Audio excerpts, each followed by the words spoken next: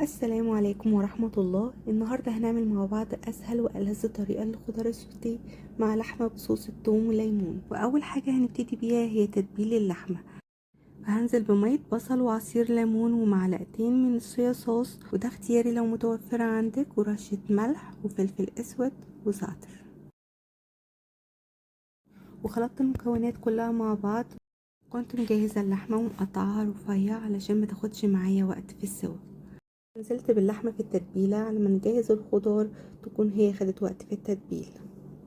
طبعا كل ما نسيب اللحمة وقت أطول كل ما يكون أفضل. ودلوقتي تعالوا نعمل أطعم سوتيه ممكن تاكلوه. نزلت الخضار بالملح والفلفل الأسود والزعتر، كل واحدة معلقة. وهنا أنا استعملت كوسة وبطاطس وجزر، وممكن تستعملي أي خضار متوفر عندك.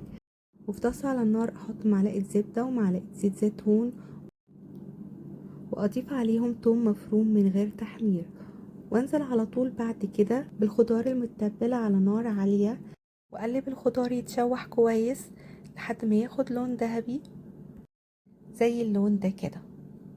بعد كده انزل عليهم بربع كوباية من المية المغلية، وهدي النار واغطي عليها واسيبها 10 دقايق تستوي. كده الخضار السوتيه بقى جاهز. بعد ما سيبنا اللحمة تتبل شوية في طاسة سخنة على النار، نزلت بزبدة وزيت زيتون، ونزلت بعدها باللحمة تشوح كويس قوي وتاخد لون من على كل جانب. بعد ما اتشوحت كويس اشيل اللحمة في طبق خارجي. الخطوة اللي بعد كده هنعمل صوص اللحمة. طاسة هنزل بقطعة زبدة، ولما تسيح انزل عليها بعصير ليمونة واحدة وكوباية مية ومعلقة صغيرة من الثوم المفروم وزعتر. ولما يغلي الخليط انزل عليهم برشة من البقدونس، كده رشة من الملح والفلفل الأسود.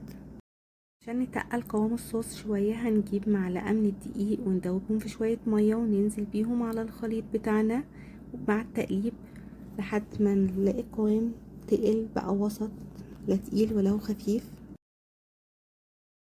بعد كده نزلت باللحمة في الصوص على نار وسط وغطيت عليها لتكمل سواها، وبكده اللحمة استوت وبقت جاهزة.